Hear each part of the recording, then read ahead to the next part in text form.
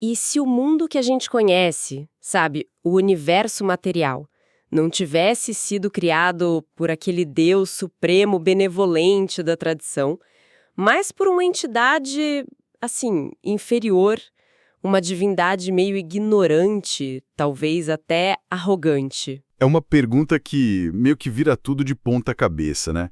Mas foi o ponto de partida para a nossa conversa de hoje. O setianismo, uma corrente gnóstica super influente lá dos séculos II e III. A gente está com um artigo teológico aqui que destrincha a história, a cosmologia, as crenças deles, e o nosso objetivo é entender como eles pegaram figuras e narrativas super conhecidas e reinterpretaram tudo de um jeito radical. Prometiam a salvação não pela fé, mas por um conhecimento secreto, a gnose. Exato.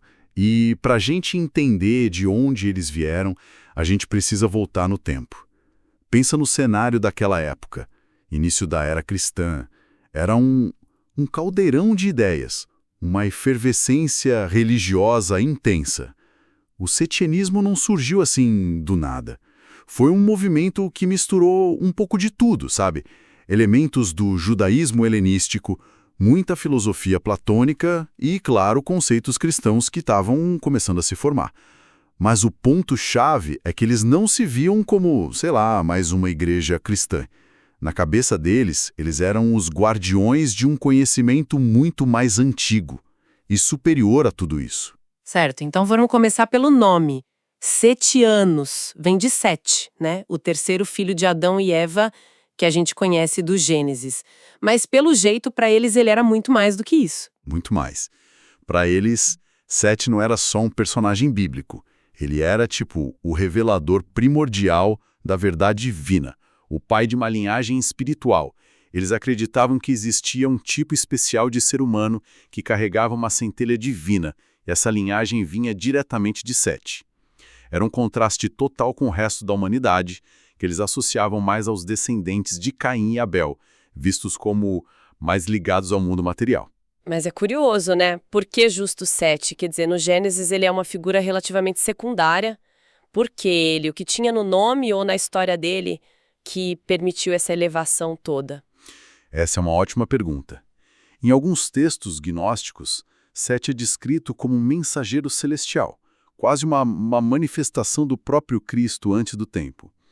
A veneração por ele era o que realmente os diferenciava de outros grupos gnósticos. Ah, entendi. Mas a escolha do nome tem camadas, sabe? Em hebraico, o nome Sete e Set pode estar ligado a palavras como fundamento ou substituição. E para eles isso era um prato cheio. Tinha o simbolismo perfeito para o que eles queriam dizer. Exatamente. Reforçava a ideia de que eles eram a verdadeira fundação espiritual da humanidade, que a revelação trazida por Sete vinha para substituir as verdades inferiores das outras religiões.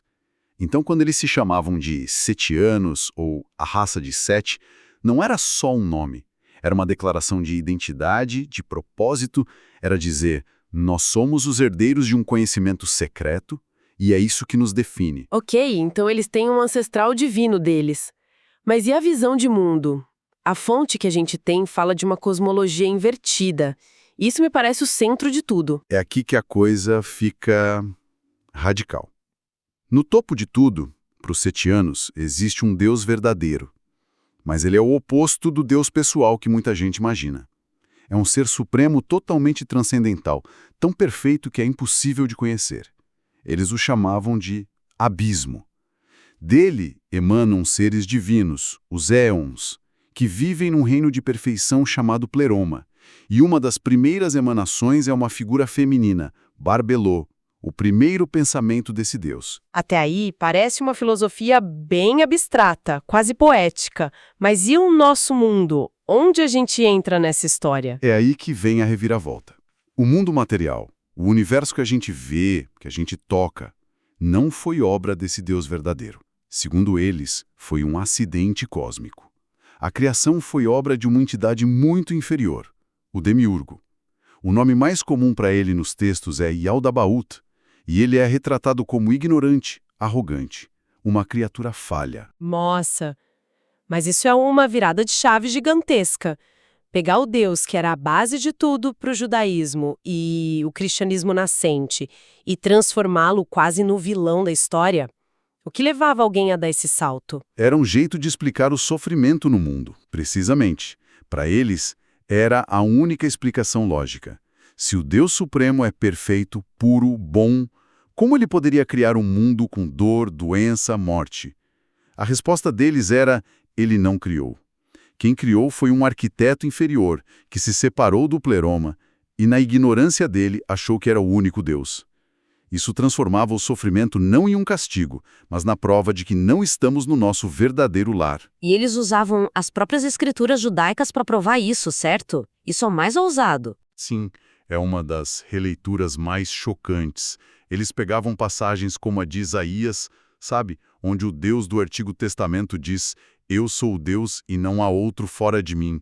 E eles diziam: vejam, isso não é a prova do poder dele, é a prova da sua ignorância. Uau! Na visão setiana, era o demiurgo falando, cego para o reino de plenitude que existia acima dele. Portanto, se o Criador é imperfeito, sua criação também é. O Gênesis diz que a criação foi muito boa. Os setianos diziam que ela era uma prisão, uma cópia mal feita, corrupta. Então, se o mundo é uma prisão e o corpo é uma jaula, qual é a esperança? Como se escapa disso? Isso nos leva à questão da salvação. A saída está dentro da própria pessoa. A antropologia deles diz que certos indivíduos, a linhagem de Sete, carregam uma centelha divina. Um fragmento do pleroma que caiu e ficou preso aqui. A salvação, então, não é algo que vem de fora, mas um despertar interior. E essa ideia muda completamente a história do Jardim do Éden. A serpente, que sempre foi a vilã, ganha um novo papel. Um papel de heroína, na verdade. Na visão setiana, a serpente não é uma tentadora que leva ao pecado. Ela é um agente do conhecimento, um mensageiro enviado por uma força superior para oferecer a Adão e Eva a gnose, o conhecimento da verdadeira origem deles. O demiurgo, com medo de perder o controle, tinha proibido isso. Ah, então a verdadeira queda não é o pecado da desobediência. A queda foi o esquecimento da nossa origem divina e o apego a este mundo. Exatamente, a salvação vem desse despertar, e a ferramenta para isso é a gnose. E é crucial entender que gnose não é conhecimento intelectual, sabe? Não é ler livros e acumular fatos. É uma revelação mística, uma iluminação sobre a verdadeira natureza de Deus, do cosmos e da alma. É esse lembrar que quebra as correntes do demiurgo e liberta a centelha divina para ela poder voltar para o pleroma. E Jesus? Onde ele se encaixa nesse sistema todo? Ele também era um portador da gnose? Ele era o revelador supremo da gnose. Para os setianos, Jesus se encaixava nesse padrão do mensageiro divino, assim como Sete. Mas a visão deles era bem diferente da ortodoxa. Ele não era o Filho de Deus encarnado com um corpo físico real. Ele era um éon, um ser espiritual puro. Isso é uma doutrina conhecida como docetismo. A ideia de que o corpo físico de Cristo era só uma aparência, uma ilusão. O que significa que a crucificação Teria sido, para eles, uma ilusão. Um ser puramente espiritual não pode sofrer fisicamente ou morrer. A cruz não era um sacrifício pelos pecados, mas talvez o ato final de engano contra o demiurgo. O que importava não era a morte dele, mas a sabedoria secreta que ele veio ensinar. Ok, essa imagem do universo é incrivelmente detalhada. Mas eu me pergunto, se eles foram perseguidos como hereges, como é que essa história toda não se perdeu? De onde a gente está tirando essas informações tão específicas? Por muitos séculos, a situação era essa mesma que você descreveu. Quase tudo se perdeu. A única fonte que a gente tinha vinha dos escritos dos maiores oponentes deles, os pais da igreja, como Irineu de Leão. Eles escreviam tratados enormes para refutar as crenças gnósticas, chamando-os de hereges. O que é um problema gigantesco. É como tentar entender um movimento político lendo só os jornais da oposição. A descrição vai ser sempre Caricata, distorcida, uma janela totalmente pintada pelos inimigos. Parecia uma causa perdida. Até que em 1945, um acaso muda tudo. Um camponês no Egito, perto de Nag Hammadi, está cavando, e a enxada dele bate em algo duro. É um grande jarro de cerâmica, selado há mais de 1.500 anos. Caramba! E dentro, não era ouro. Era algo muito mais valioso. A Biblioteca Perdida dos Gnósticos. Não acredito. É tipo roteiro de filme. E lá, finalmente, estava a voz dos próprios gnósticos. Exatamente. 13 códices de papiro com dezenas de textos. Pela primeira vez, os estudiosos puderam ler o que os próprios setianos escreviam. Imagina a emoção de abrir um texto como o Apócrifo de João e ler pela primeira vez na Era Moderna a criação do mundo pelo Yaldabaoth. Ou encontrar o Evangelho copta dos egípcios, cheio de hinos e revelações sobre Sete. E o que um desses textos nos conta que foi tão revolucionário? Além da cosmologia. Pega, por exemplo, as 3 estelas de Sete. Não é uma narrativa. São orações, textos litúrgicos. Mostrou que não era só uma filosofia, era uma religião vivida, com rituais. Ou textos como Zostriano e Halógenes, que são narrativas de viagens da alma por reinos celestiais para alcançar a iluminação. Antes de Nag Hammadi, a gente achava que isso era delírio. Depois, vimos que eram guias espirituais profundos. Essa descoberta foi monumental. Permitiu reconstruir a teologia setiana com as palavras deles, e não só com as acusações. Se era um movimento com uma teologia tão rica, textos próprios, por que desapareceu? O que aconteceu com os setianos? A resposta, em grande parte, é a consolidação do poder. A partir do século IV, o cenário religioso do Império Romano muda, né? O cristianismo que venceu foi o niceno. Com o apoio do Império, essa corrente virou a ortodoxia, a crença correta. E essa igreja que estava virando oficial não tinha espaço para visões tão diferentes. Então eles foram ativamente combatidos, não foi um declínio natural? Esse é o primeiro fator, e o mais brutal. As doutrinas gnósticas foram formalmente condenadas como heresia. E isso não era só um debate teológico. Significava perseguição, marginalização e a queima dos textos deles. O fato da biblioteca de Nag Hammadi ter sido enterrada provavelmente foi um ato desesperado para salvar aquilo da destruição.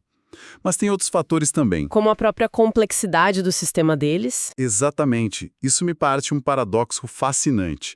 O que tornava a teologia deles atraente para um círculo restrito era o que impedia que ela crescesse. Não era uma fé de creia e será salvo. Exigia um mergulho filosófico, um processo de iniciação. Isso criava comunidades menores, mais fechadas, em contraste com a mensagem mais universal do cristianismo ortodoxo. E a fonte menciona um terceiro fator, a absorção. O que seria isso? O mundo gnóstico era muito fluido. Com o tempo, as fronteiras entre os grupos foram se desfazendo. É provável que elementos da doutrina setiana, como o demiurgo ou a centelha divina, tenham sido modificados ou absorvidos por outras correntes, como o maniqueísmo. A identidade setiana se dissolveu. O movimento, como uma entidade distinta, sumiu da história. Sobreviveu só nas polêmicas dos inimigos e, secretamente, nos papiros enterrados no deserto. Faz todo sentido, então. Para amarrar as pontas, o setianismo oferecia uma narrativa alternativa completa. Um Deus supremo além de tudo, um Criador inferior que fez este mundo, uma essência divina presa dentro de algumas pessoas e a salvação vindo não pela fé, mas pelo conhecimento revelado, a gnose, trazida por figuras como Sete e Cristo. Uma visão que explica o sofrimento e oferece um caminho de volta para casa. Perfeito. E isso nos leva a uma reflexão final se a gente olhar para o quadro geral. Os setianos não inventaram tudo isso do zero. Eles foram intérpretes radicais. Eles pegaram as escrituras hebraicas, a filosofia platônica, as histórias sobre Cristo e reorganizaram tudo. Deram um novo sentido. Construíram uma nova visão de mundo que fazia sentido para a experiência deles de alienação, de se sentirem estrangeiros neste mundo. Uma espécie de bricolagem teológica para dar conta da realidade que eles sentiam. Exatamente. E isso nos deixa com a questão para pensar. Até que ponto a busca humana por significado espiritual envolve a descoberta de uma verdade externa, que está lá fora esperando, e até que ponto é sobre a construção de narrativas que ressoam com uma experiência interna, com um sentimento profundo de não pertencimento. A história dos setianos é um lembrete poderoso de como a humanidade sempre buscou entender seu lugar no universo, muitas vezes transformando radicalmente as histórias que herdou, para no fim encontrar o próprio caminho de volta para casa.